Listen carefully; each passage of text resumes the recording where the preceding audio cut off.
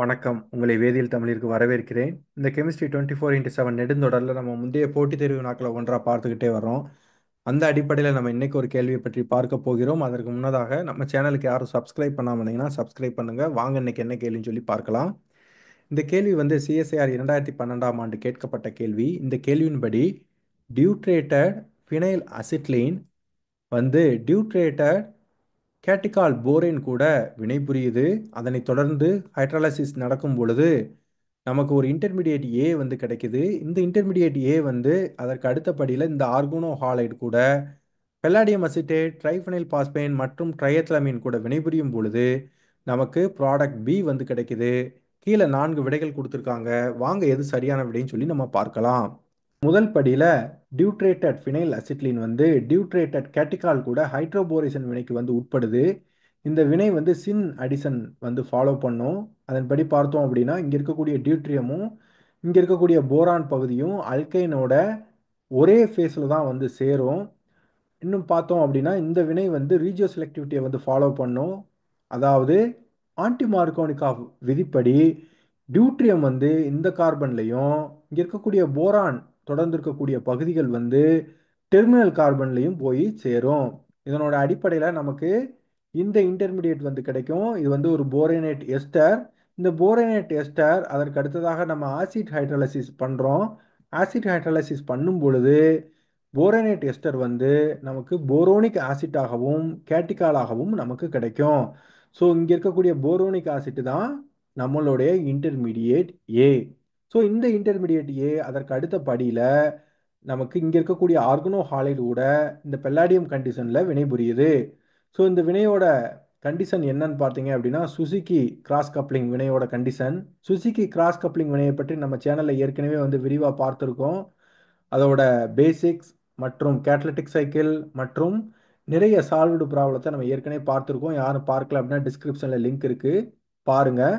So முதல்ல என்ன நடக்கும் அப்படின்னா பெல்லாடியம் அசிட்டேட் வந்து ட்ரைஃபெனைல் பாஸ்பைன் கூட வினைபுரியும் பொழுது நமக்கு பெல்லாடியம் டெட்ராகிஸ் கிடைக்கும். அதை தொடர்ந்து 2 லிகாண்ட் வந்து நமக்கு டிசோசியேட் ஆகி வெளியே போகிறப்ப நமக்கு பெல்லாடியம் 0 கிடைக்கும். இங்கே பெல்லாடியம் 0 தான் இந்த இடத்துல வந்து ஆக்டிவ் கேட்டலிஸ்ட்.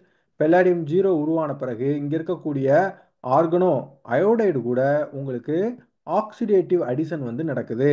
அப்படி நடக்கும் பொழுது நமக்கு இந்த காம்ப்ளெக்ஸ் வந்து நமக்கு கிடைக்கும். அதே வேளையில் நமக்கு கிடைச்ச போரோனிக் ஆசிட் அதாவது இன்டர்மீடியேட் ஏ வந்து ட்ரையத்லமீன் கூட வினைபுரியும்.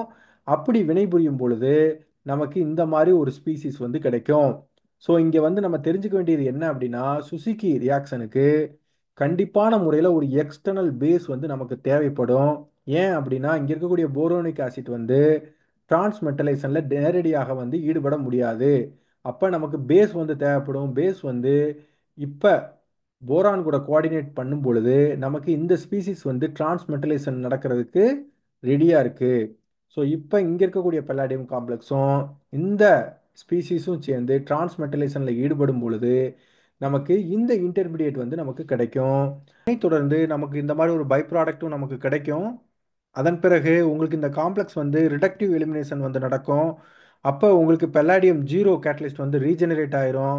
அதனைத் தொடர்ந்து உங்களுக்கு இந்த கார்பன் கார்பன் கப்ளிங்கான ப்ராடக்ட் வந்து நமக்கு கிடைக்கும். ஸோ இங்கே நம்ம முக்கியமாக பார்க்க வேண்டியது அல்கீனோட ஜாமெட்ரி வந்து இந்த ரியாக்ஷனில் எந்தவித மாற்றத்திற்கும் உட்படலை. இப்போ எடுத்துக்காட்டாக பார்த்தோம் அப்படின்னா இங்கே பார்த்தீங்க அப்படின்னா இந்த இன்டர்மீடியேட் ஏல பார்த்தீங்கன்னா 2 டியூட்ரியமும் உங்களுக்கு டிரான்ஸ்ஃபேஷனில் இருக்குது. அதே போலவே நம்ம ப்ராடக்ட்லையும் பார்த்தீங்கன்னா 2 டியூட்ரியமும் உங்களுக்கு டிரான்ஸ்ஃபேஷனில் தான் இருக்குது. அடுத்து பார்க்குறப்ப இந்த இன்டர்மீடியேட்டை பார்த்தீங்க அப்படின்னா இங்கே இருக்கக்கூடிய ஃபினைல் குரூப்பும் அயோடோ குரூப்பும் உங்களுக்கு சிஸ் ஃபேஷனில் இருக்குது.